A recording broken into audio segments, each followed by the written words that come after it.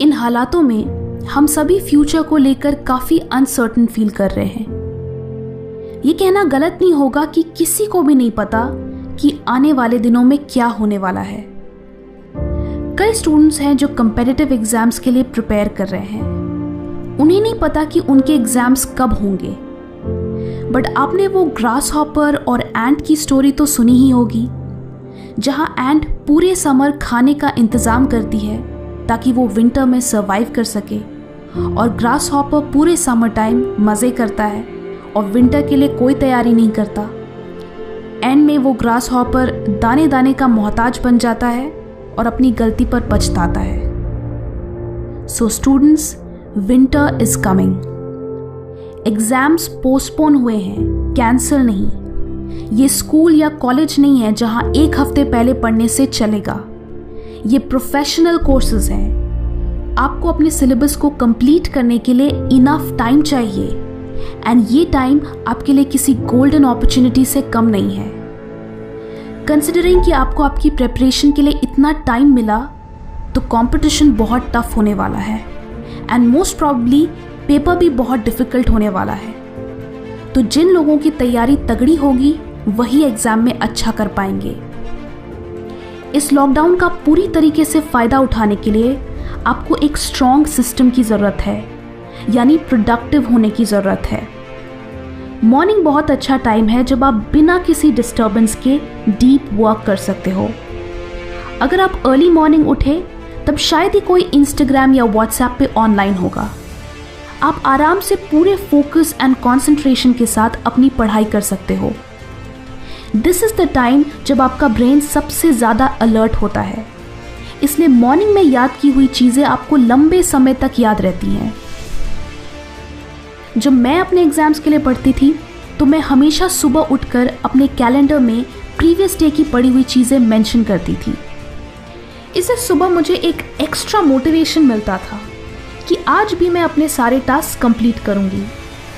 Month के and तक मेरे कैलेंडर में मेरी पूरी प्रोग्रेस रिफ्लेक्ट होती थी, जिससे मैं 3 चीज़ें ट्रैक कर सकती थी।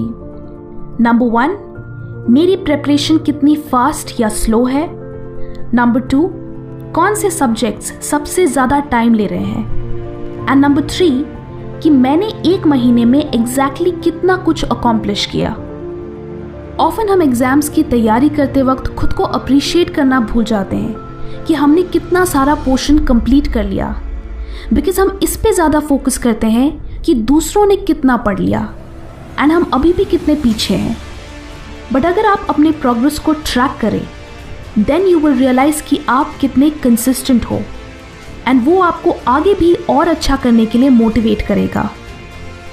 जब भी आप अपनी पढ़ाई स्टार्ट करो, देन उस दिन के लिए कुछ टारगेट्स रखो कि आज मुझे ये टॉपिक्स कवर करने हैं।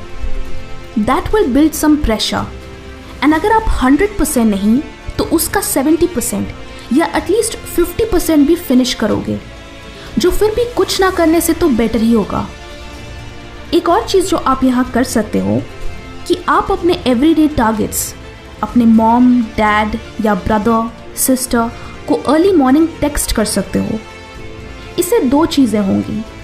नंबर 1, जब आप उनको अपना वर्ड दोगे कि आज के मेरे ये टास्क हैं, तो वो एक कमिटमेंट बन जाएगा, एंड फिर आप उसे फुलफिल करने के लिए एक सिंसियर एफर्ट दोगे। नंबर 2, ये इस बात का भी ट्रैक होगा कि जिस वक्त आपने वो मैसेज सेंड किया उसी वक्त से आपकी पढ़ाई शुरू हुई। So now you can also track कि आप एग्जैक्टली कितने बजे से पढ़ना शुरू कर रहे हो। जो स्टूडेंट्स सिर्फ हार्डवर्क करते हैं वो अक्सर पीछे रह जाते हैं, बिकॉज टॉपर बनने के लिए आपको स्मार्ट वर्क करना होता है। वी ऑल नो कि हमारे सिलेबस का एटलीस्ट कुछ पोर्शन ऐसा होता है जो एग्ज़ाम में बार बार पूछा जाता है। सो उन टॉपिक्स पे ज़्यादा फोकस करो, बिकॉज उससे आपके सबसे स्कोरिंग टॉपिक्स पहले ही कवर हो जाएंगे। ये टॉपिक्स आप प्रीवियस ईयर क्वेश्चन पेपर्स से पता लगा सकते हो। द फेमस पैरेटो रूल भी यही कहता है कि सिर्फ 20% इनपुट से 80% आउटपुट अचीव किया जा सकता है। आपके केस में इसका मतलब है कि आप कम से कम एफर्ट में ज़्यादा से ज़्यादा मार्क्स ला सकते हैं। And last but not the least, आप इस टाइम को नोट्स बनाने के लिए यूटिलाइज कर सकते हो। कई स्टूडेंट्स नोट्स बनाते वक्त पूरी बुक को अपने नोटबुक में कॉपी पेस्ट कर देते हैं, जो कि बिल्कुल गलत तरीका है। जब आप नोट्स लिखते हो तो उसका बेसिक पर्पस ये है कि आपको वो इन्फॉर्मेशन याद हो। अगर आप पूरी बुक ही कॉपी कर लोगे तो आपका ब्रेन इतनी सारी इन्फॉर्मेशन याद नहीं रख पाएगा। आपको अपने ब्रेन को हेल्प करना है ताकि वो एटलीस्ट कीवर्ड्स याद रख सके। So just right the keywords. इससे आपको सिर्फ इंपॉर्टेंट चीज़ें ही याद रखनी होंगी एंड साथ ही नोट्स लिखने में ज़्यादा टाइम भी कंज्यूम नहीं होगा। इसे कहते हैं स्मार्ट